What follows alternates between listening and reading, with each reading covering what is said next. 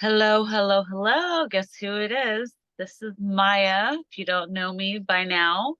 I am doing the Red Moon tonight. This is the Red Moon Lounge. I get to hang out tonight with Nancy, and she is so beautiful. And I've seen her on the Typical Skeptic podcast, and so we're just going to keep this relaxed and talk about a few things here.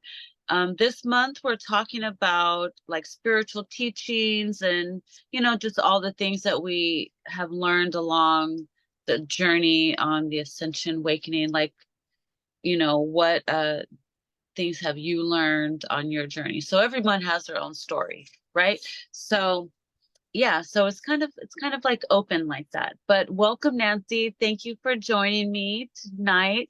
And would you like to just share briefly with everybody who you are and what Sure, you do and what you represent, or however you want to say it? sure. Welcome. My name is Nancy Thames. I am a lifelong contactee with interdimensional and positive extraterrestrials. And I have physical face-to-face interaction. My first conscious memories go back to about 2 to 3 years old. And I've always have three grays that come to get me and collect me, prepare me they would take a handheld device and run it from my head to my toes and my toes to my head. And I did not know at the time what they were doing, but I do know now that they were changing my frequency. Humans have a very low frequency, and they were changing my frequency to match their frequency. So as we would leave, I would be holding the female gray's hand, and we would go up through the ceiling or through a window or through a door. And I didn't have a problem with that. I didn't know any of the things about science or any of that stuff. So it wasn't until I got to junior high age, a teenager, and I was doing my own reading. And, I had biology and science classes. And from what they were saying, a human would not be able to go through a ceiling or go through a roof. And throughout this time, whenever I would bring it up to my family, they would tell me, we don't want to talk about that. This is something that you do not talk about. I grew up in Tennessee. It's the Bible Belt. It was considered demonic. So I learned very quickly that I could not talk about this to Girl Scouts or school, churches, family, friends of my family, because it would embarrass my family, because that was seen as being really stupid to talk about. So I suppressed all this, and I became scared because the world around me told me that these things were not good. These things were not normal. And so I began to question this. And so when that started happening, I began to have anxiety and fear. So I have the ability, I know when they're coming, I can feel it, my frequency changes.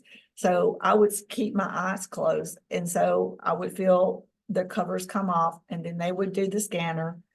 And then I would open my eyes, and we would be floating and going up.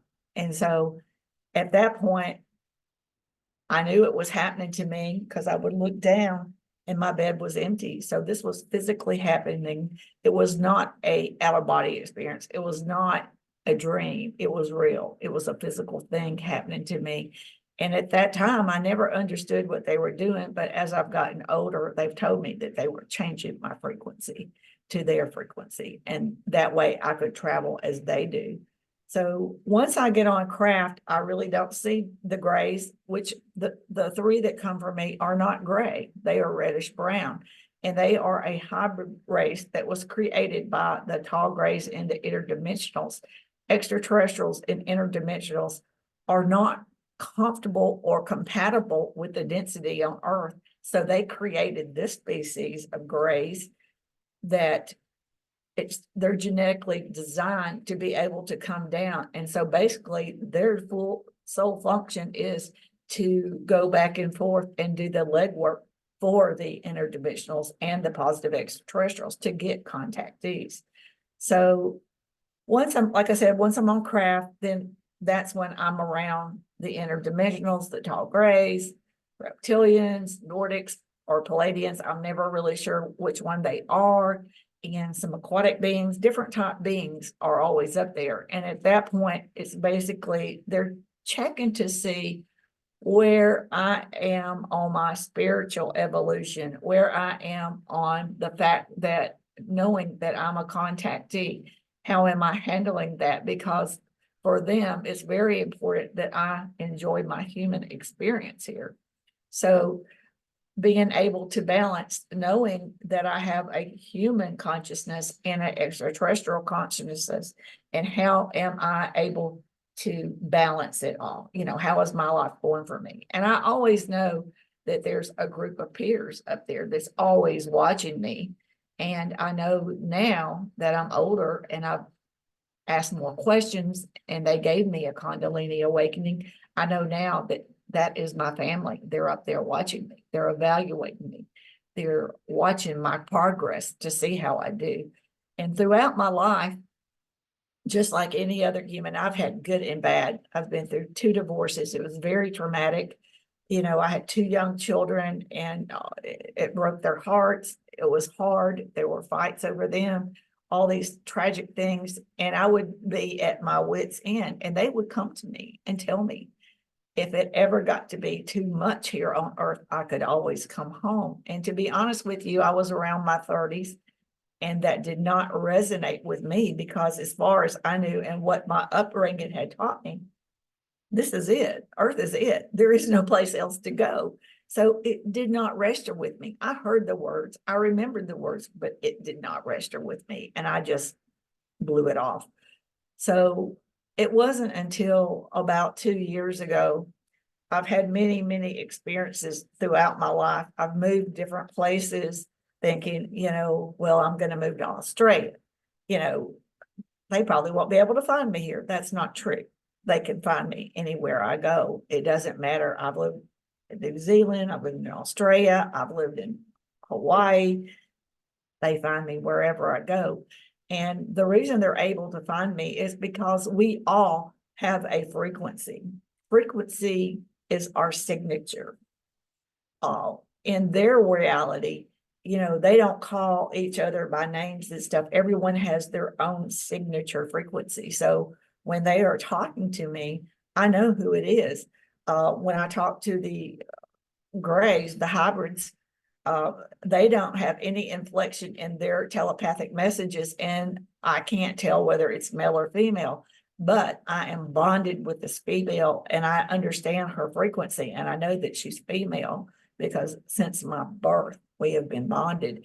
And I found out that through them, they showed me visions of where, I know I asked them why this was happening to me because I witnessed my 2 sons being taken for the first time. And that was very upsetting. And they let me watch it, but they put me in a sleep paralysis.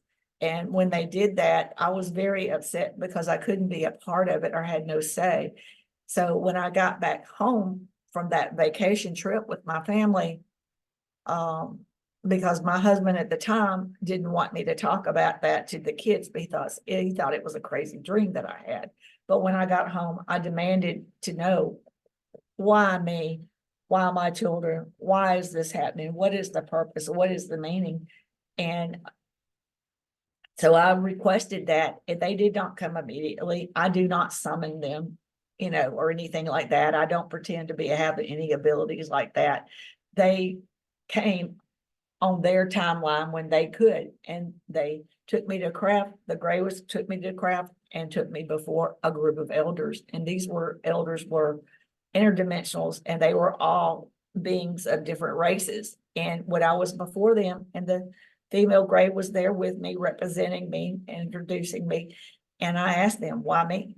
And they told me that before being a human being, that I had made an agreement to come here and be here on Earth and to participate and help humanity understand we are not alone in the universe, and that we are reaching a pivotal moment in humanity, an evolutionary stage to where we're reaching a higher consciousness and we're ready to enter the galactic realm.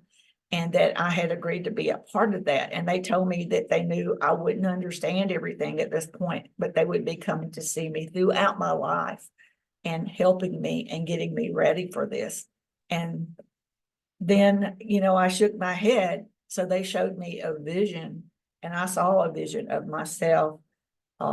They showed me the process of me waiting and them telling me it's time for your human experience. And I was an etheric being, and they showed me walking towards and going down towards like a hallway. And then all of a sudden it turned into more like a tunnel vision type vision. And they showed me my soul going into a fetus inside of a mother. And they told me that when I wake up as a human, I would not remember anything about my past life or anything, but they would be visiting me throughout my life to help me remember and to help me do my purpose and my choice of being here in the mission that I'm here for. So, and that's basically what has happened. And when they gave me the Kundalini awakening about 2 years ago, that scared me to death. I didn't know what it was. I communicate with them in a meditative type state, but I'm not a meditation. No, I don't just sit and just do all this kind of stuff. I do it my own version, and it's more of a communication that I use to talk to them. So, so they basically, I was in the bed and I was asleep, and I woke up and my body jerked forward, and there was an energy surge that went through my crown, through my head, all the way down to the base of the trunk of my body, and then surged back up, and then I fell back, and then it pulled me up again, and it did it again, and I fell back, and I came forward again 3 times, and they put these surges in. And I was kind of like, my face was kind of like this, and it was just like surges and then falling back, surges, falling back. So after 3 times, then it was like a strange experience of like I ended up with a group of others, it looked like humans to me, and we were in a circle, and people were looking at me, ready for me to talk, but I was in such a freaked out state and very confused. I didn't say a word, and I didn't participate. All I wanted to do was to find my way back home, because I didn't recognize where I was, and I felt very out of place. And so after that, the next thing I remember is waking up in my bed, and I didn't tell anybody about this experience because I did not understand it at all. And after a month or so, the Grays came for a visit and took me aboard craft, and I asked them what happened to me. And they said, "What do you think happened to you?" And I said, "A Kundalini awakening." And they were like, "Yes."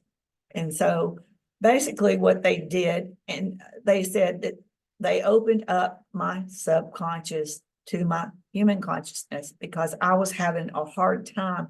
I was getting downloads and I was getting messages, but I was second guessing them. I was questioning them, not understanding that I was wondering, am I thinking this? Where's this information coming from? So to help me with it, they gave me the Kundalini awakening, so I would know something happened to me. My life has changed, and I had a surge of information come from my subconscious in. And so at that point, everything in my life changed. Everything from the very beginning of when I was born up into this stage of my life, everything makes sense, and it all comes together, and I understand now who I am. And it helped me to realize that I need to look within, find the real Nancy, not the Nancy that the world around me has programmed me to be, but the real Nancy that made a choice to be here and has a purpose, a soul purpose, a reason for being here. And my purpose is to help humanity understand we are unique and wonderful beings, and we all made a choice to be here.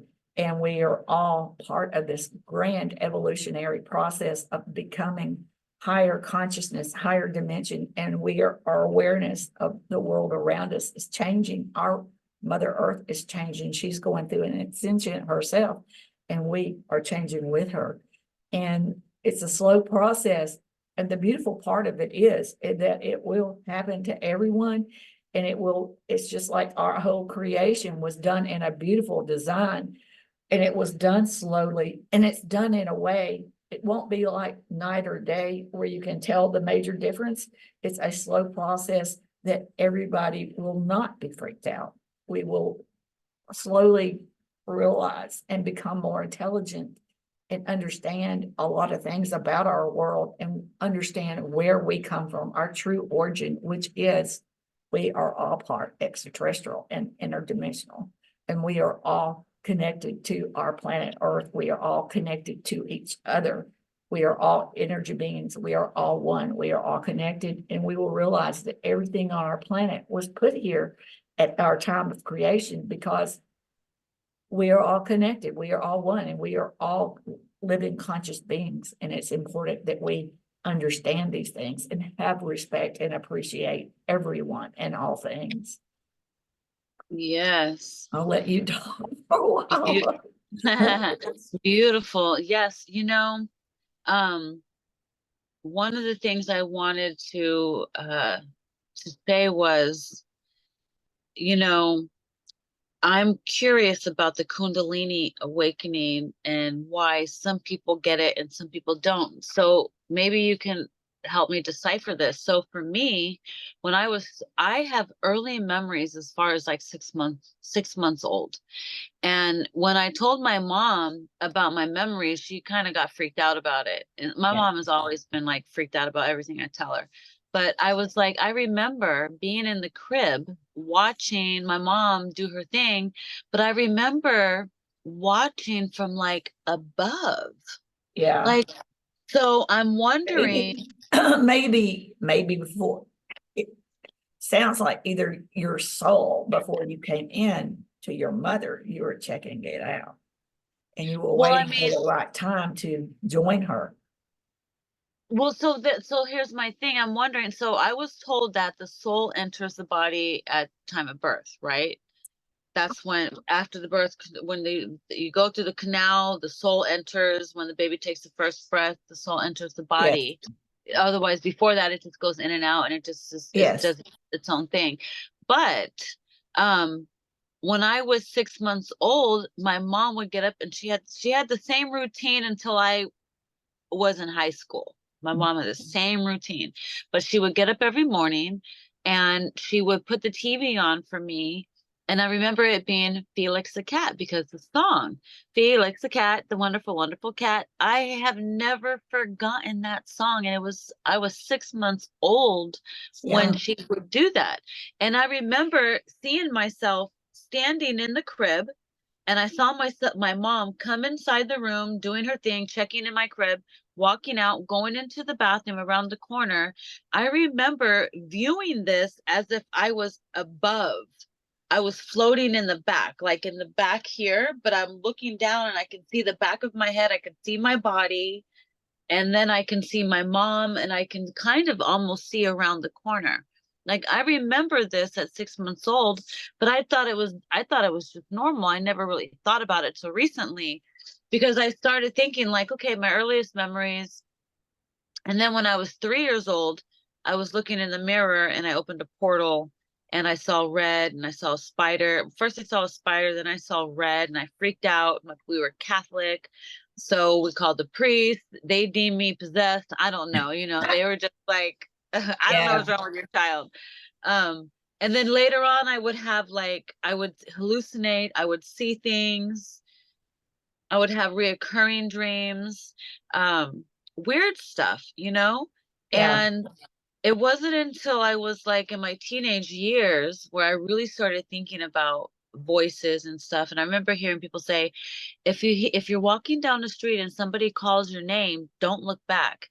And I remember being a teenager one day walking down the street and I heard somebody yell my name and I heard the voice in my head say, don't look back. And I looked back and I can tell you I had a string of bad luck for a while.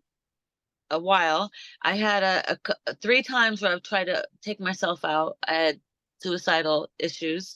And I was in a coma for 3 days, and it was just darkness and black. And when I woke up, I was upset because there was no God, there was no talk with Jesus, there was nothing. It was just all black.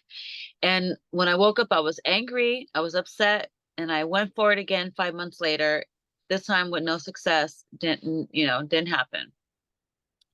Fast forward like 15 years later, damn near, I did my hypnosis session. They said when I was in a coma for 3 days, the Syrians came down and took me aboard their spaceship, adjusted my frequency because I didn't have enough spirituality in my family, because our family was very Catholic and very dark. And there was a lot of alcohol abuse, drug abuse in my family. It was very dark. And so when you talk about grays intervening and adjusting your frequency and things like that, I'm like, I know Yeah, for it's a sure. real thing. Yeah. And apparently, my soul family, my mother, when I was in Atlantis, she was connected to the Sirius. So maybe she was looking out for me, because my Atlantis connection is Pleiadian. Mhm. And I also have a few others in there, but my most recent starseed incarnation was the Pleiadian. And then I was told, right now we are reliving the rise of Atlantis. It's the same choice point when Atlantis fell. So, but this time Atlantis is rising, it's not falling, right? So that's what they told me. But the question was, when people have the Kundalini experience, do you why do you think that is? Like, some people do and some people don't. Like, I don't think I had a Kundalini experience, but I've had things go through my body left and right. I've had voices come talk through me. I've heard voices. I mean, Yeah. you know, Well, for me, I can't speak for everybody. I only know, for me, they wanted me, I had to experience something to accept. Part of my acceptance is going through the experience. It's just like I have to fall sometimes and get myself back up to realize I can do these things. So for me, it was an experience that they felt I needed, because they were giving me information, but I was questioning it. I was not listening. So this way, because of giving me the experience, I accept it, and I understand that I know that I physically went through this, and I know that they were opening up all these charkas and removing things, blockages that I may have for whatever reason, and opening my subconscious up, my extraterrestrial consciousness, my subconscious, into my human consciousness. And integrate it. yes, yes. And I needed that experience. I needed it because I'm a hands-on type person. I everything in my life that I've experienced, they have pretty much instigated. Every place that I've lived, there was a reason for they wanted me to go there. There was a reason, there was a lesson to be learned, good or bad. There was a lesson to be learned. There was an experience, some lesson, something to be learned, everything. And my whole life has been like that. And a lot of it is because that's what I personally need. Because for me to be who I am today, for me, I have to know firsthand. I had to experience it. It's real, and it's real. And that way I have the confidence in myself and the ability to speak out. I needed that. So they had to do that. They had to. And I understand now. I think I told you earlier that I witnessed my sons being taken, and that I was very upset at the time, and that they purposely let me see that. They put me in a sleep paralysis, and there was nothing I could do. I couldn't move. I couldn't speak. And it was, at the time, it was traumatic. It was traumatic because I was helpless. I couldn't do anything. Now I understand. They could have done that without me ever even knowing. Right. But I needed to know at the time. I didn't understand it, but I needed to know this was not just about me. This is my family has come here and made a decision to work towards this goal. And I needed to understand that there was a purpose and that it's something that we've been building into. It wasn't just a one night thing, a one abduction like a lot of people have. This was a lifelong relationship with them that had a purpose and has a meaning. And it's a beautiful thing. Now I realize 10 years ago, if you'd asked me, I would have said it's horrible, but no, it's a beautiful thing. And now in the past, I might have thought something was bad, but now I realize there was a purpose and a reason for it. So I You think know, that's why. that makes me wonder, so would you consider yourself working with like the Galactic Federation, the part that is helping the Greys? Would that fall under the same category? Because I was told that there's two fractions of the Galactic Federation. One part is like, no, the Greys should not be allowed to procreate because they're hybrids and blah blah blah blah blah. And then the other side is, no, they should be allowed to procreate because, why not? They're here. They should be allowed. So, there's two sides that I heard. Yeah. What do you think about that? What are your Well, thoughts? there are over 63 races of grays. There are different colors, different heights, different facial features, different eye inset type. And they all have different agendas or jobs or tasks, whatever you want to call it. In their reality, it's not a job. It's it's a gift to community, or they call it something different. It's not considered a job. But anyway, so every single race, one race may be explorers, one race may be genetic scientists, the others may be physicians, and it goes on and on. But the groups that I have met and what they do not call themselves a galactic federation. I have been before a group of elders. And I know that, I don't know, for me, it's just totally different in a lot of ways because there is no hierarchies or, it's not military like. For me, it is all love, unity, compassion, beautiful, peaceful, and Right. I do know that there are some lower conscious levels of extraterrestrials that have worked with negative humans, but in their reality, they don't label things like humans do. So sometimes maybe they give certain people labels because that human needs a label. For me, I was one of them. Everything is a signature. It's like when they talk to me, I know they don't have to tell me my name is Maria. Yeah, everybody has their own frequency signature. She doesn't have to tell me. I know who it is by her frequency. I have a frequency. They know who I am by my frequency, and that's how they find me, is my frequency. Everything is about frequency, vibrational frequency, and so we don't exchange names. We are who we are. We are all family, and they don't have to humanize with me, and I don't humanize with them. I don't say, I need to know your name, because I don't need a name. I know they don't use names, and I don't humanize it.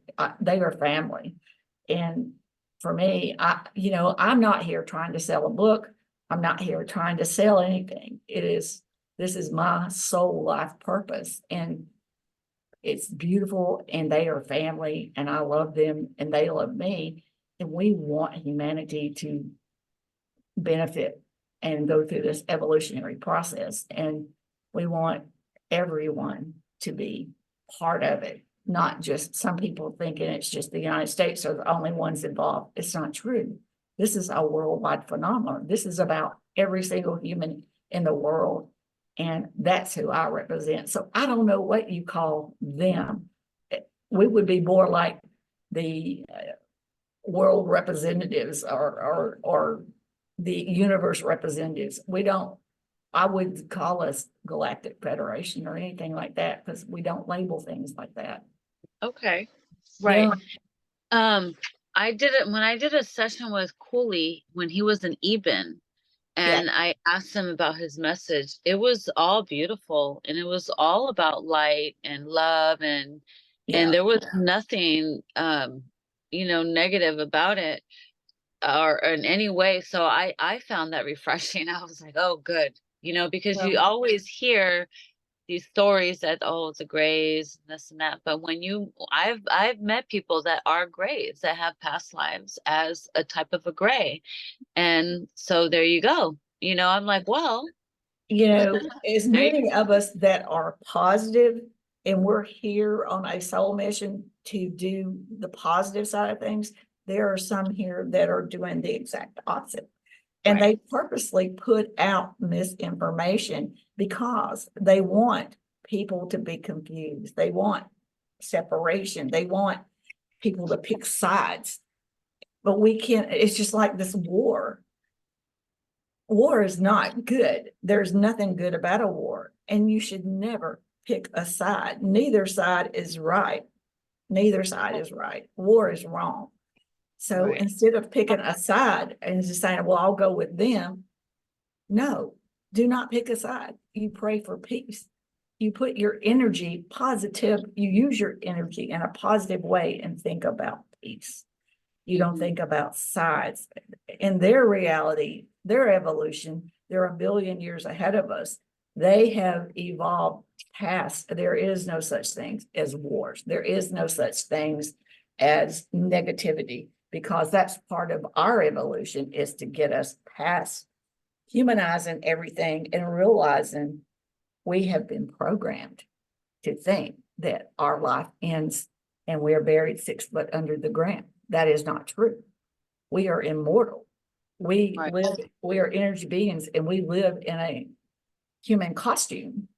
And when we die, our consciousness and our soul are not in a organ in our body. This body does die, but our soul and our consciousness moves up and goes before, say, the elders or through whoever. And we, in an etheric being, go up there and make decisions on where we go next. Are we going to come back and repeat an earth cycle and try it again? Did we not complete everything that we came here for? Because we all make soul contracts. And if that's the case, we'll come back. If we have done all the things that we've set our soul contract to do, then we could choose to be something else if we wanted to. We could be an extraterrestrial, we could be a dolphin, we could be an owl, we could be anything, So, and if you get to the point where you just feel like you've experienced all you want to in the physical realms, you can choose to be a non-physical etheric being and stay up in the highest level of the highest dimension, closest to creator source. And all interdimensionals and extraterrestrials believe in a creator source, and they all have souls and they believe in this. So, and we say there's we know of 12 dimensions. I'm sure there's a lot more than that. There's so much that we don't know.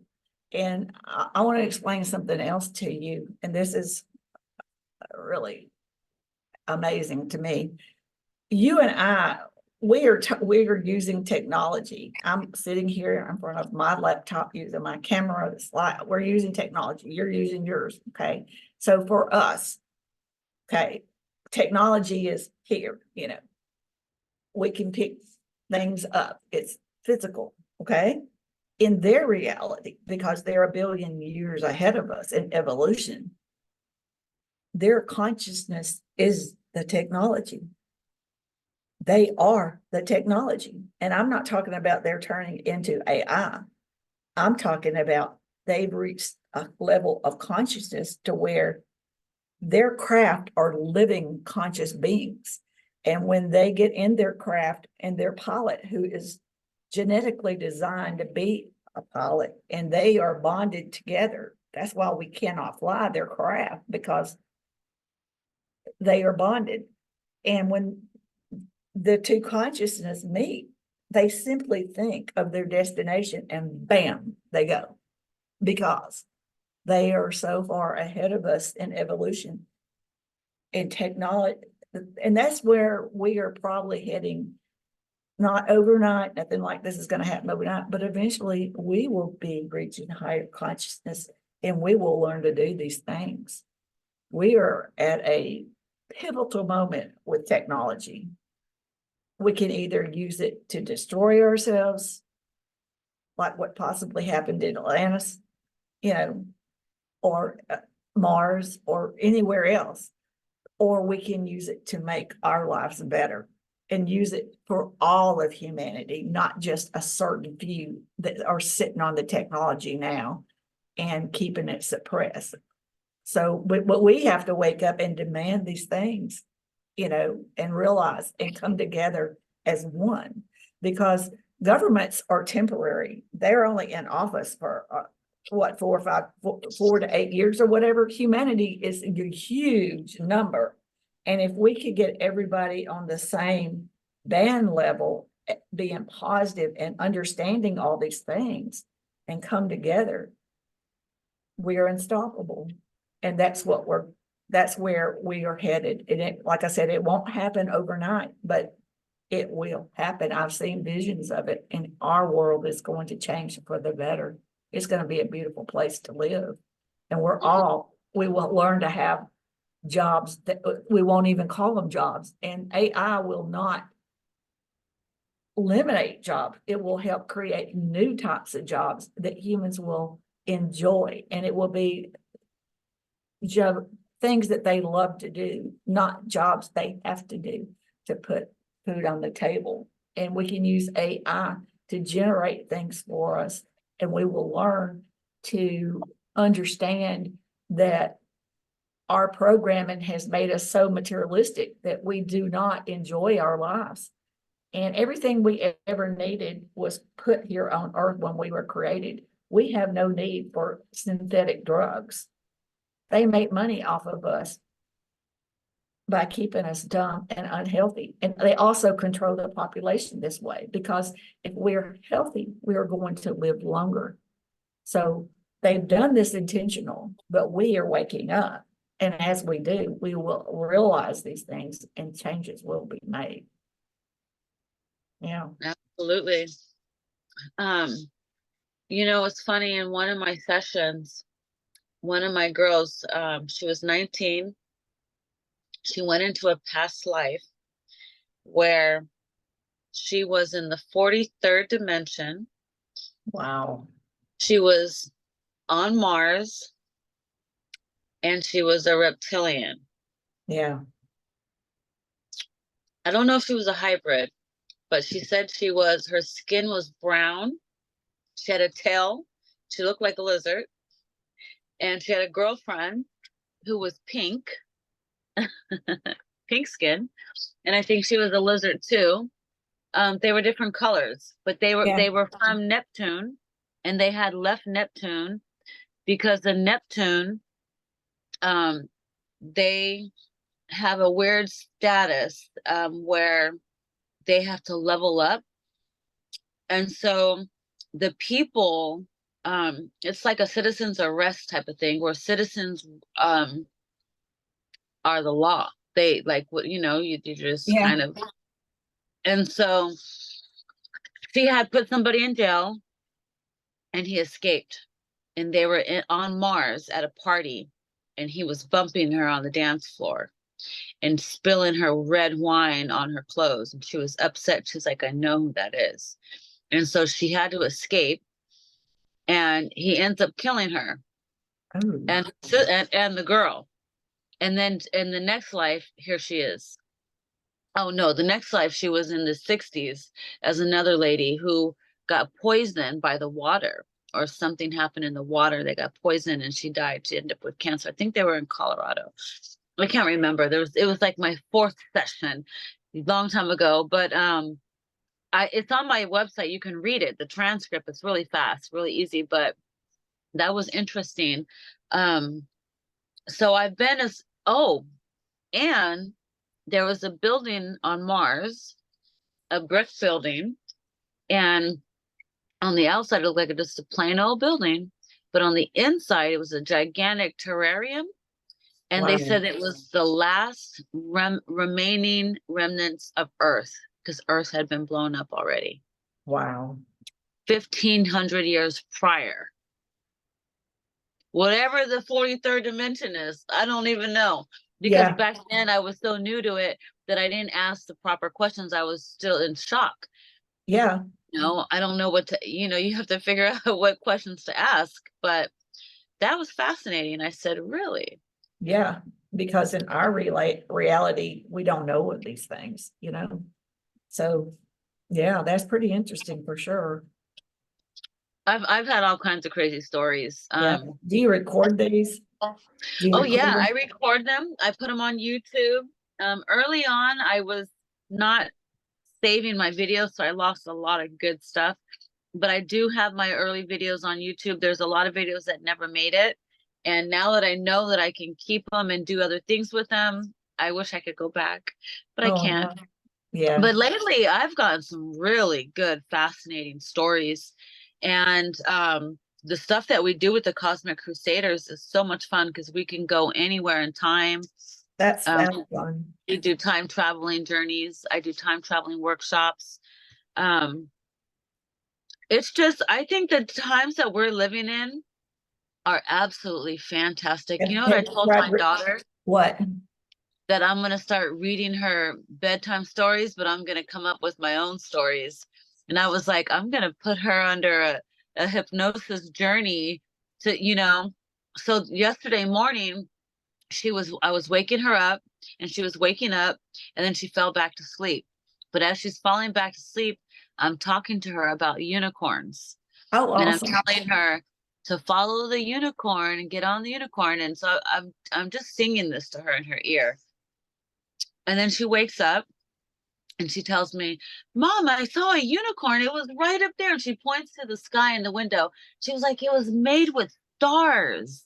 Oh, And wow. I was like, oh my God, did she really? Probably. Yeah. But she keeps telling me she wants to meet Jesus. And I'm like, honey, your daddy is Jesus. Look at your daddy. That's Jesus. Um, but he just looks at me. I'm like, it's true. But she's so cute and How he's old is so fun. she? She's 5. Oh, that's so late age. Yeah. She's my baby. I have 4 adults and then her. So my That's babies are good. 19 years apart from each other. Wow. Yeah. Yeah, quite the stretch. But she Yeah. is very smart, very smart for her age. And it's kind of scary how smart she Well, is, I think this younger generation, there's more activation in their DNA. I think that they are going to reach higher consciousness really quick. I think they already know a lot of stuff. Yeah. Oh, for sure. Yeah. For sure. Um, I wanted to ask you Mhm. about you were talking about the council of elders that you met. Mhm. Can you describe a little bit about each person that you remember? Can you describe what they look like? Or Yeah. even the scene or the feeling or, the whole Yeah. experience? They were in a U shape. They were like in a U shape, and I was in the middle, and they were all wearing robes, like not like a preacher robe, but more just kind of a flowing robes. And they didn't match. They didn't look alike. They were different looking and wearing their own style of clothes. So I kind of think they come from like different regions, like maybe they represent different regions, something like that. And they appeared to be exactly what they were called. They appeared to be older beings, elders, like they've been around for a long time, And I do know that we have a very short life expectancy compared to all other beings in the universes. But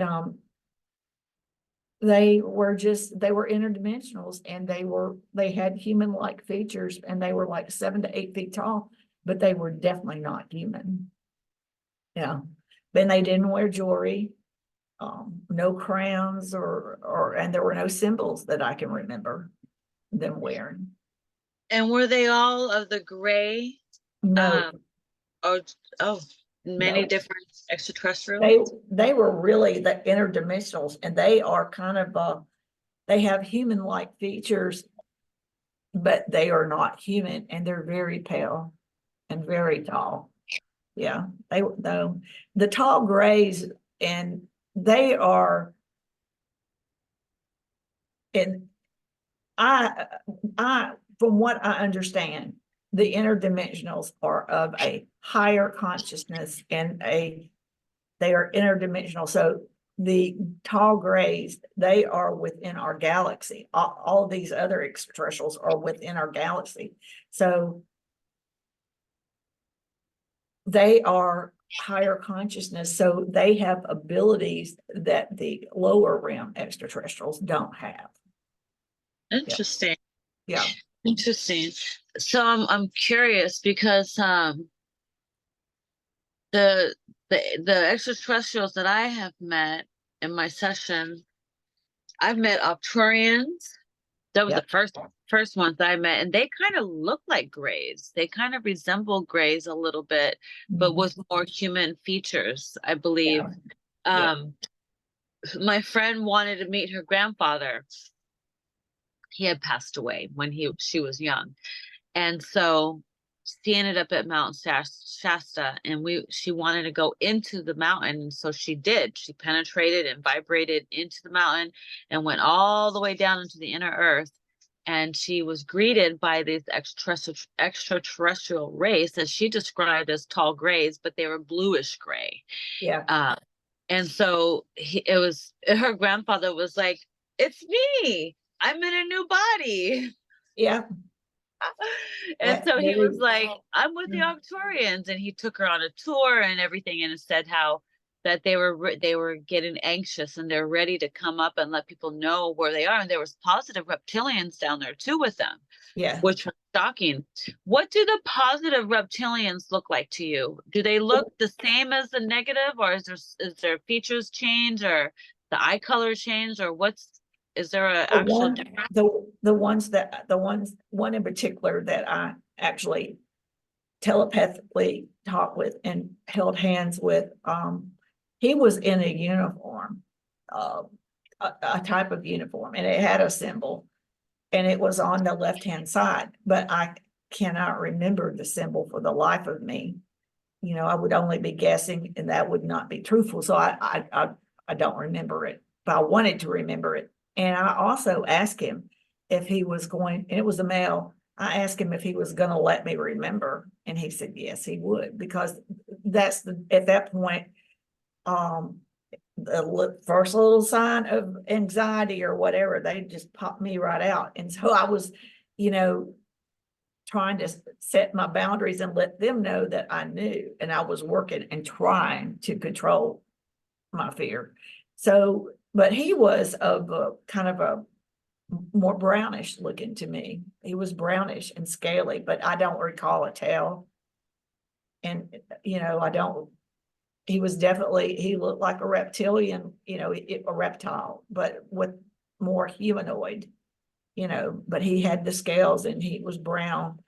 And like I said, in a suit, and he grasped my hand and he just said hello, and I said hello, and I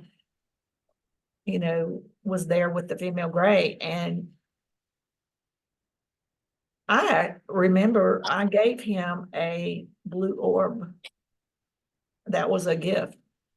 What it was, I don't really know, but I also know that when I met with the elders, they told me they wanted me to always choose blue, and they told me that they wanted me to take a lot of herbs and, and try to be as close to a vegetarian as I could. They knew that that would be too difficult, but if I could try to eat, good foods and things. But I remember the herbs, and I remember I went out and bought like 50 different kinds.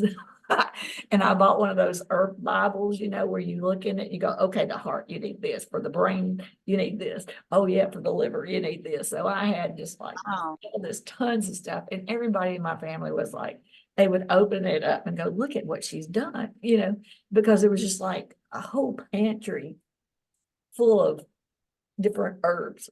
And I was taking like 15 a day or something, it was ridiculous.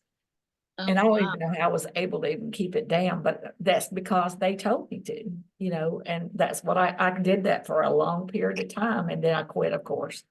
But yeah, so yeah, but what's strange is like when you're asking me questions and not everybody asks me the same questions, it helps me to remember things that I haven't forgot, but I just, it's not Right. like something that comes up in a conversation, But that, and as far as always choose blue, and that is I always choose blue. That is my favorite color because they told me, and I don't know why, but for some reason, blue is a significant color.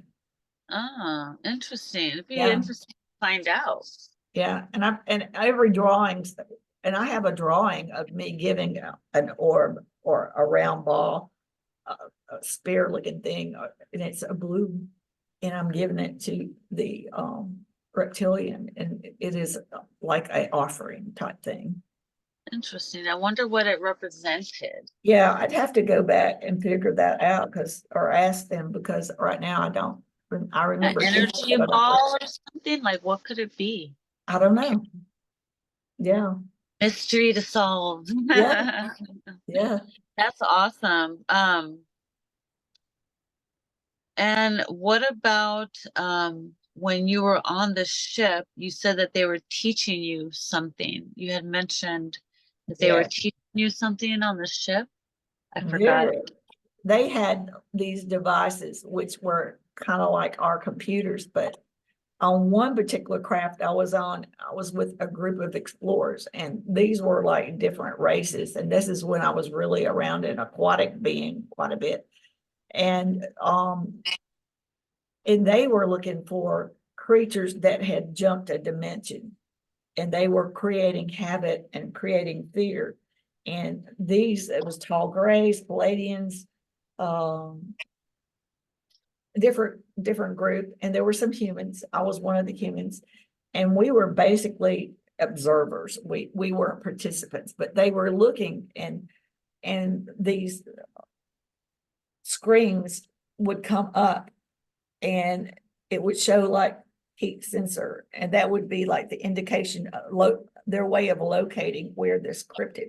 And when I say a cryptid, at the time we called them, I didn't know what that word meant, so it was creatures, creatures that had jumped a dimension. So they were looking for things like Sasquatch, Bigfoot, and one things that they were looking for was this cat looking like being that was it was kind of like between a dog and a cat. And so when they would find it, it would come up on the screen. Then they would lock in the location, and then we would go in the craft, and we would go, and they would send out the team, and they would go collect it, contain it, and then they would take it back to where they belong. So a lot of people talk about that. They try to say that UFOs and Bigfoot or Sasquatch are the same, or that wherever you see one, you'll see a UFO. And that's probably true. But the reason for it is they're either collecting it because it's where it's not supposed to be, or and that's like what I was with. The group was looking for something that was creating habit. So that explains to me why people never find bones or things, but they're real. They do exist. I've seen a Bigfoot myself. You So have. yes, What on the is cruise ship. Did it have a humanoid face or a monkey face? I always It had want to know. hair, it had hair on it, so, but you could tell it looked human, like in the eyes and things like that, but there was so much hair. And the one that I was on a canoe trip with my father and my sister, I was in the front of the canoe. My father was in the back. My sister was in the middle, so she really wasn't doing anything. But anyway, we were going, it was about dusk, and it was, we were getting close to the end of our trip. And all of a sudden we could smell like this really loud, wet dog smell. It was horrid. It was just like unbelievable wet dog smell.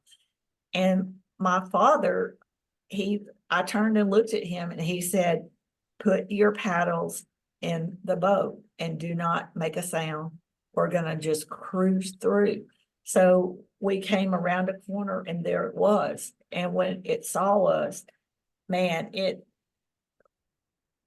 was either, I guess it frightened it, it caught it off guard because it started like making all these huge splashes and stuff. And at that point, after it started making all these huge splashes and stuff, we could just see the image of it taking off and getting out of there. And they moved very, very fast. Very fast. Oh, it was taking a bath? Yeah, we caught it. It was either like, it was summertime, so it was cooling off most likely, maybe bathing and probably even looking for some fish or something. I don't really know, but it was a time of day, dusk, where it's not dark, but it's That's the getting close. time. That's the Yeah, twilight hour that where yeah. they play And, around. and I'll never forget that smell. Wow. That's so wild. Oh my Yeah. goodness. I And love was that. it is like my dad, he knew exactly what He we were must have coming seen into. one before. He must have had some Yeah, encounter. How did because he know what to do? and the whole point of us keeping our paddles in is when we came through there, he didn't want us to have them out because that would be aggressive looking too.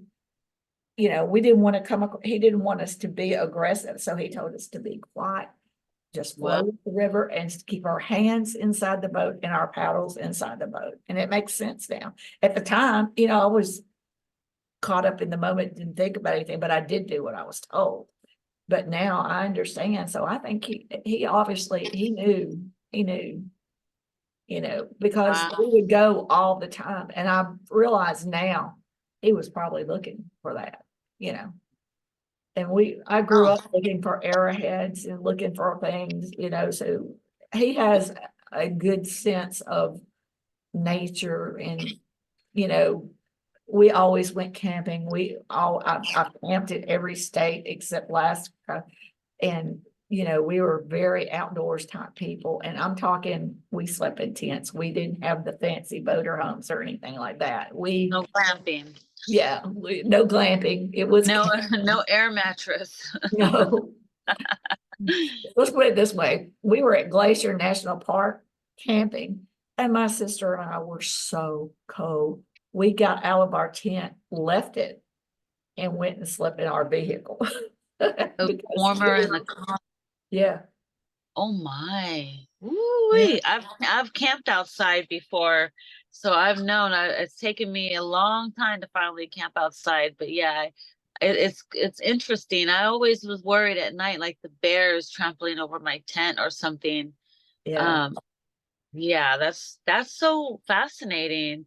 So, so did you say you saw UFO? Have you seen Oh, UFO? absolutely. Yeah.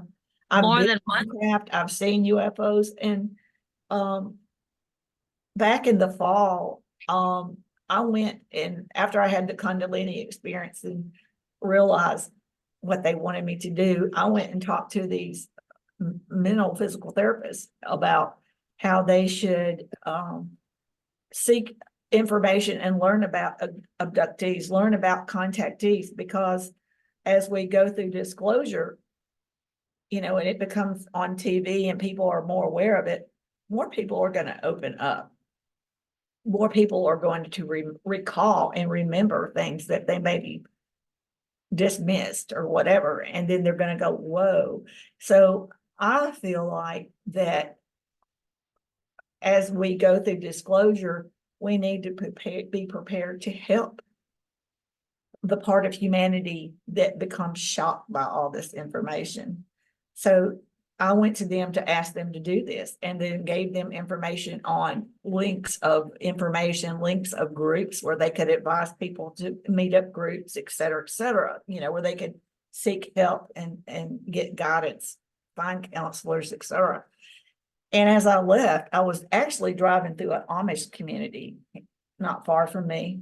And I was going through there, and it's beautiful farmland. And I was thinking to myself, man, these people could get together, because there were about 10 of them that I talked to and addressed. And I'm like, man, they could get together and call my family and try to have me put away. I don't know that and I was like freaking out, like I just may have opened a can of worms that I should not have done, because I live in the South. This is the Bible Belt. Not everybody here is ready for this type of information.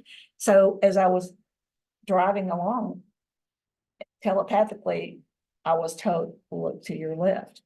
So I turn and look, and there is a craft sitting there in the middle of the Amish field, sitting there.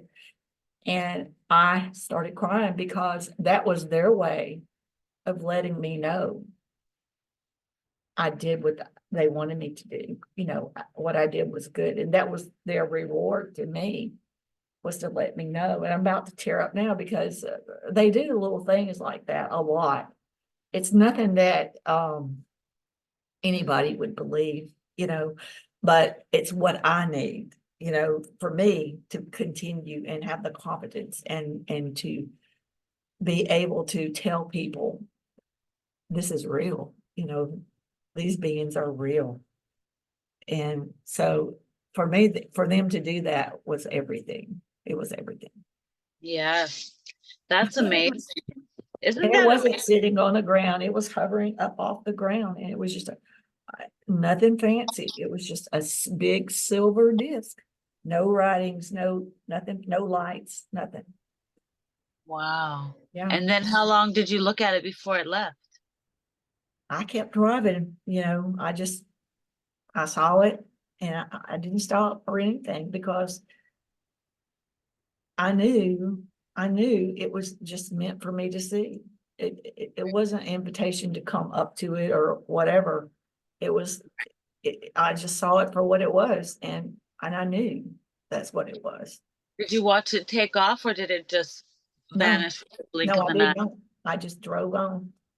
Did you turn your head while it was in the distance? You're like, okay, I So I see was you. Now I'm wiping, focused on driving. no, I was just wiping my eyes, and I was just like really, really happy. Wow. Yeah. It's so amazing when things like this happen, and it just makes life so much more easier, I feel like, to deal with, Yeah. um the times we're living in. It's just, it's, you have, I mean, as a person who has tried to get out of this world many times, it Yeah. is, to me, like, this is it, like, thank goodness, um because, man, everyone, that's why I tell people, like, everybody has a mission, everybody has a story, everybody has their own story, Yes. um and it's, I am never blown away by the stories I hear either. I had one girl, she tell me that her family didn't believe in Jesus. And I was like getting ready to start the judgment card. I'm like, You don't believe in Jesus? And then when I did her session, come to find out her and her family were reptilian DNA. Oh, And it okay. was her story. And that's why, because it's not her story. So I was like, oh, so there's nothing wrong with that? And they're like, no, it's just not her story. She doesn't need to believe in Jesus. It's not her story. And I was like, okay, she's reptilian. It's not their story. Well, yeah, and Right. there's just so much we don't know. There's so much we don't understand about our world and our planet, and things that have gone on. And Right. but we're fixing to learn a lot, I think. I think we're fixing to learn a lot, and a lot of us are ready, and we have to help all the others, but I do feel like it will be done in a beautiful way so that nobody does freak out and start running around shooting and things like that. I think it will be done in a way with that thought in mind, because they've been waiting this long. They're not going to screw things up. I think it's going to be Yeah. beautiful. Yeah. Well, I know that they said that when we leave here, because we used to be in the fourth dimension. No, we were in the fifth dimension, and then we fell to the fourth dimension and then to the third dimension. And so we're going back to through the fourth. But they said that we weren't going to go to the fifth, that we've already been there. So we're actually going to the sixth dimension. Wow. But there are people currently right now that I know of from my sessions that are living their life in the fifth dimension and have full whole families, and it's the same family, but it's like a new upgrade or whatever. It It's is so bizarre. strange, the Yeah, infinite it is possibilities of bizarre, things. and it's not something everybody understands, but there's a lot we don't understand, and it's real for Yeah. sure. Yeah. Yeah, it's so wild. And that's why I like doing the hypnosis, because when I tap in, and when people are ready to to to see who they are and to experience these things, we have fun, and these journeys are so mind blowing, Oh, and when yeah. I get as many questions in as I can. I can't ever retain all the information, but it's there, and one Yeah. day it'll be in a book. Hopefully, I can get it written, recruit my daughters to help me or something. I'm like, I need help. But it's just so it is just, the ancestors and the guides, they're just so joyous for us that we have Yeah. finally reached this point, Yeah. and all I know is that the kids that were born after 2010 apparently have no karma. They're new Right. souls. Right. So you have the new souls, you have the ones that are here to clear up all the karma and learn your lessons and get that straight mission. And then you have people like you who are the interdimensionals, who are like, this is their first time on Earth. I've met a few of those people too. Yeah. That's always so fascinating. Yeah. Some people, they're like, oh, they've been here thousands and thousands of years. Some people are like, nope, this is their first time here on Earth. So yeah, it's so fascinating, and I'm just so thankful that we are finally at reached a point in time in our evolution that we Right. can I talk mean, we're about. lucky to see something like this. We really are. Yeah, and then we have YouTube, and then we have all these different platforms like Rumble, and that allows you to share your information. People want to say we miss the 90s and the 80s and the way things used to be, the telephone Mhm. booths, but we are moving a lot quicker like this too. So, you know, we can reach people everywhere an instant faster than, and seeing people is nice. I've always wanted to get to this. I call it the back to the future level, where you can sit at a screen and talk to somebody. Um, Yeah. so yeah, and also I wanted to add, I did have a session with a guy who talked about the positive AI that's coming. So they said, don't believe not Elon. He's part of the negative. What did they say? He had a secret agenda, but It's they a said, he could be a disinformation agent, right. incorporated for that reason. Yeah. But they did say that the new technology was coming, and that the more that people try to think it, like bring it will happen a lot faster. Mhm.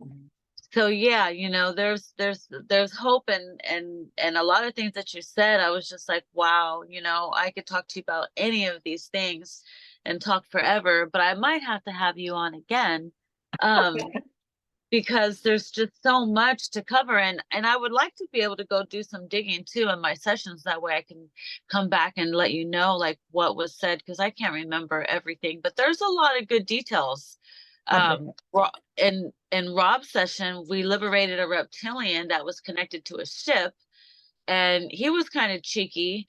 He was like, I don't think I want to tell you that. And I was like, I had to find a way around it. I was like, well, but yeah, we do live sessions on Rob's channel, Typical Skeptic Podcast. I show people what it's like. I do live sessions. Sometimes I'll do the whole induction. So if anyone's watching, if they choose to, they can go along the journey if they want to. But I always tell them it's at their own risk. And if you want to do the journey, you got to stick to the end so I can bring you out. Yeah. Otherwise, I can't say what's going to happen, but it's all been good, positive feedback. So that's good. I tell my guys, don't get me in trouble here. Otherwise, I'm gonna have to get one of you guys fired up there. Yeah. So I'm all divinely guided. In 2004, I gave my life up to the spiritual world. God, I said, I had a dream. I had an epiphany. I had a dream. I made a deal.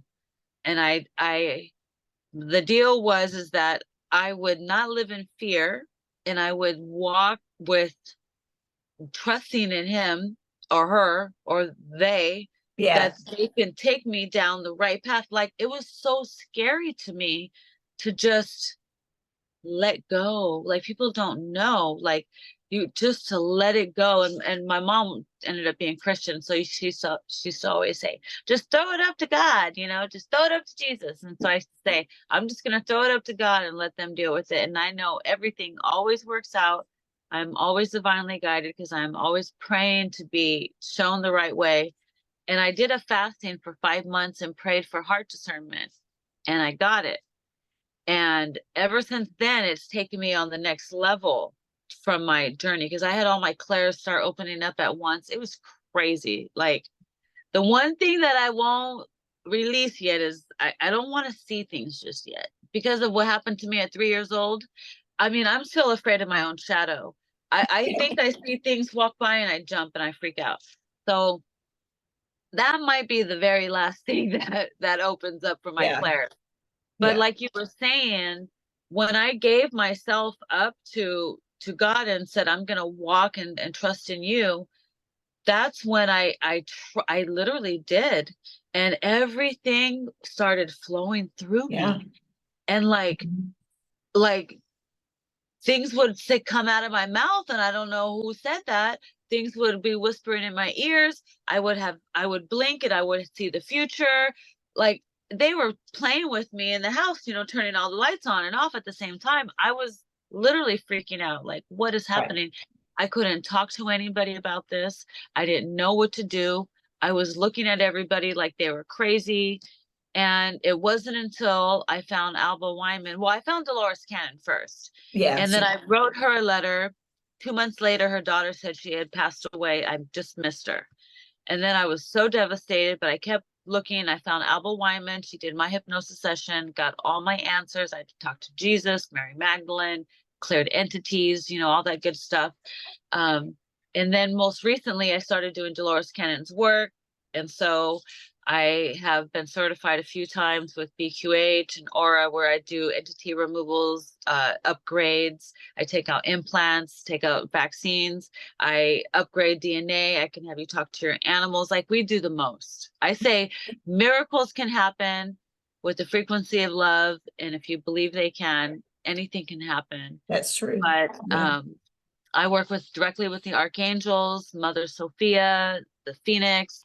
I got my Pleiadian spaceship, and I just cannot believe I'm living the life that I'm living right now. I'm just like, I can't believe all this. Mhm. It's wild. It is Yeah. so wild.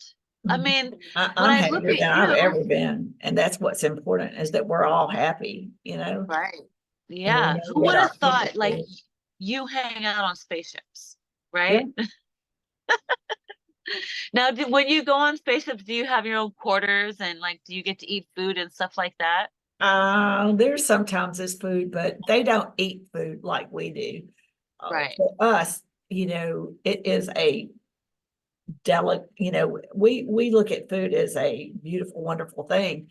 They look at food as it's just a nutrient, and they don't eat 3 times a day. They eat when their bodies need nutrients. And they don't eat, like they eat nutrients. It's like the Greys make a paste out of nutrients, and they rub it into their skin, and it's absorbed that way. And the way that they excrete, what their body doesn't use, they excrete it out through the skin. So they never put anything in their mouth. And the Nordics and things, they will eat, but only every so many days. They don't eat like we do, and they don't sleep like we do. They don't need as much sleep or food. And like I said, they would never drink something like this. They would never touch any of our food because of all the toxins. They wouldn't drink our water because of the toxins. They don't like our air because of the toxins. So these people that talk about the cattle mutilations, that is not true. That is some Military. yeah, that's like to That's what I instill was fear. told. Yeah. So, food is a big thing. And unfortunately, all of our food in America, even what's approved by the Food and Drug Administration, has terrible, terrible things in it. I And know. that's why we're the fattest people and why we're the most unhealthiest people. And it's done to us intentionally. Crimes against humanity. It's disgusting. Exactly. And see, those things need to change. Yes. They do. That's why I live off grid in the country. I got my chickens. I try to eat healthy. Yeah. God gave me my husband who is really like, if I bring anything home, he looks at it right away. He doesn't care how much it was. He doesn't care if it's spray for the air, anything to wipe your butt. It's got to be organic, non-GMO, or he throws it away. Yeah. And I'm like, well, honey, you went out to eat the other day. Do you think they had organic food at the restaurant? He's like, oh yeah. So he doesn't even like eating out at restaurants. He is so picky, this Yeah. guy. Yeah. He's My son he's is like that too. Yeah. oh really? Mhm. He's taught me a lot, and I feel the difference too. Actually, the last couple months I've been being very, very, very bad eating Burger King and fast food, and I haven't done it in years, and I started slacking because of my coworkers. I'm like, oh, we're just going to just, but then I felt yucky. I Yeah. felt yucky for like a few days, and I said, oh, my body's catching up to me. So I started eating salad. So I went on like this salad binge, trying to like clear all that out. Yeah. But yeah, yeah, it's been so wonderful talking with you. I You. love, all these stories, and I love that we are not alone in talking about this stuff, and it feels so good. It Yeah. really truly does. I mean, Yeah. I still can't talk to my family about this stuff, but because they think I'm a weirdo. Even though my daughter saw a UFO, recorded it, she still believes she didn't see it. And then my other daughter saw this guy come to our house and levitated and did magic tricks in front of me, and she still believes it didn't happen. So, They're not I'm ready. Yeah. they're not ready. Yeah. Yeah, they still have a lot to go through. Well, I have family like that too. So it's worldwide. Yeah, we're the teachers. We have to show them how to navigate and cope with it, Yeah. because And little by little they're waking up. And not only that, when I liberate these reptilians, sometimes there's millions and millions of them. And they said that because they're connected to other people and I have them pull all their energy, they said that people will be waking up and not even know what happened to them. They'll be that's true. unplugged. Yeah, So I'm that's true. wondering how many of these people am I connected to as far as the helping and the healing? Like, A lot. Yeah. no, like A what's lot. my I'd be like, God, where am I at on the level here? Am I my bronze status yet? I'm trying to reach Yeah. gold status. Yeah. Because I'm trying to get my mission done. I'm trying to get back home. Apparently, I get to go back to the ninth dimension, to the Vega Star. Awesome. So, yeah, there's this lady. Her name is Daisy Arias. She's one of our spiritual sisters. She did a thing where she talked to my higher self, who was connected to Archangel Michael, and then he had her connect to one of my star seed reincarnations that I'm going to go back to. Um, And they tease me because I really love my Andromedan connection, but they're like, she's going back to her Vegan star seed. They said when she's done here, she gets to go home. She has finally learned unconditional love. And I was like, whoa, I felt like that was a big part of my life. I just barely learned it in my 40s, how Yeah, to have that. And I yeah. was taught by people, and I learned that through my hypnosis session, they said. So I was like, okay, I can see that.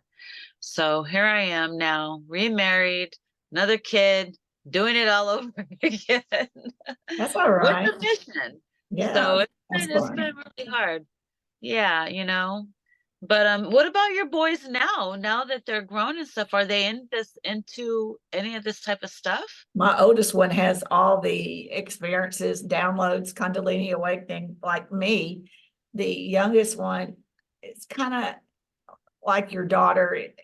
He's he's into it and he understands it. He doesn't deny it, but he's not jumping in there yet. He's not all the way there. But he is to the point where he knows it's real, you know.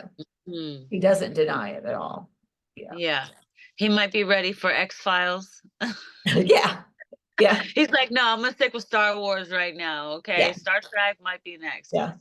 But and he believes everything about myself and his brother. He knows it's real, you know, and he loves to hear what we have to say. And he you know, he enjoys hearing it because it's like it gives him insights on some of his dreams, some of his experience. He remembers he's had experiences and he remembers it and we talk about it.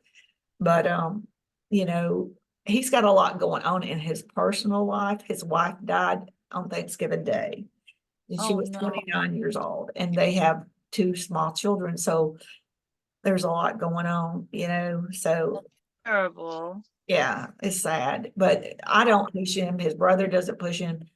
And we neither one have ever been pushed by the interdimensionals or extraterrestrials because, you know, unless you have to be ready and you have to want these things. They don't push you into it. So we just leave him alone, let him do his thing, you know. Yeah. It took Well, that, it took me I this long to get to where I am. So yeah, right.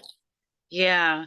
Well, one of the things that I do is I do help people reconnect with their loved ones. They get to see them, hug them, kiss, talk, have dinner, have meals. Like really. it's so if at any time, if you know, I will anytime I will gift a session, because it's this world is really hard. It And is. if I can give somebody that gift where they can embrace and talk to their person again and just Get the reconfirm all the things, that you might be thinking or feeling. And it is, it's a beautiful thing. I've and seen they I'm sure they get some kind of closure, you know, like Oh, for sure.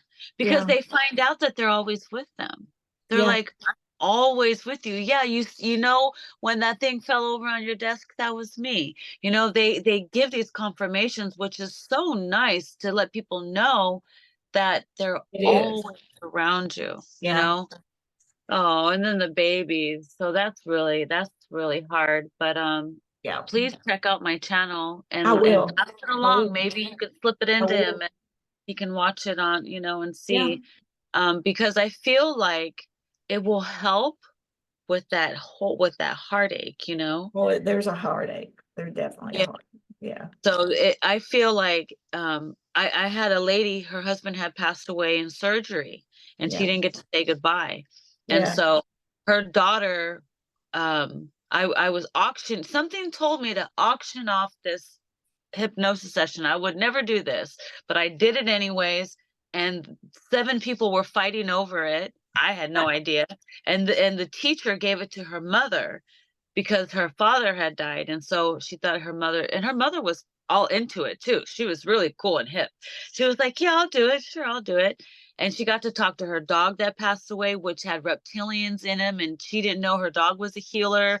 She said, I spent $7,000 on my dog and I could never get it healed. And the dog told her, well, yeah, it's because I had all these reptilians. And if we would have met Maya earlier, I probably would have been saved. But So that's the thing, is that we found out is that through this hypnosis, this is the one way you can liberate these reptilians and go deeper and dig deeper than you can through most modalities. I think there's a few, maybe a few more modalities that might be doing what I do, but I do it on a whole nother level. I Yeah. actually speak to these reptilians and I ask them questions, and we find out what's going on, and we get deeper, and it's more powerful. But with the reconnecting with the loved ones, um, it's beautiful. It is so Yeah. beautiful. And they're there. They can feel them. They Yeah. can talk, and it's just, I live for it. I'm just Oh, like, yeah, oh I bet you do. Yeah. yeah. I cry a lot in my sessions with my people. I'm like, oh, it's Yeah, so it's beautiful, beautiful. Yeah, it is beautiful. Yeah. Yeah. So I really do. I appreciate, I yell at my guides a lot, but I do appreciate, what where I'm at and what I'm able to do for people. So yeah, and I appreciate you sharing Thank your you. story and letting people know, the truth. And it's not all doom and gloom. There's beauty in all of this stuff. Yeah, we just have to, learn to be more positive, learn to be better humans. Yeah. And not, yeah, whenever I feel something negative, I replace it with two positive thoughts. And, I practice this and now it's becoming to where I don't have the negative thoughts, and that gives me a lot of inner peace and a lot, it helps me a lot and it will help anyone. Yes. Well, wonderful. Would you like to let everybody know where they can find you? Yes, my website is timefordisclosure.com and my Facebook group is Time for Disclosure / We Have Never Been Alone / We Are the Disclosure. And I belong to a lot of groups, so you can find me anywhere in Facebook. I'm all over the place on Facebook, and I think it's every place is good. So I think it'd be a great place for people to come and check out if they'd like. Yeah. Beautiful. And how do you pronounce your last name? It's Thames, like the Thames River in England. Oh, but it's spelled Thames. Yeah. Okay, that's what I thought I'd ask. Yeah. Yeah. Wonderful. Well, it's been such a joy Thank talking to you. you. You have such beautiful energy. I love, love, love you. Thank you so much for spending time and talking with me. Thank you. And I can't wait to meet you in person. And Yep. hopefully I can have you on again. I would love to. I'm sure there's way more to the story, Oh, yeah, you we know. can talk about more things. I love these conversations. Yeah. Yes. But till for now, I think this is a good place to stop. Otherwise, I'll have you here all night long. And so we'll say goodbye to everybody. So bye. Thank you for watching us, and I will stop recording.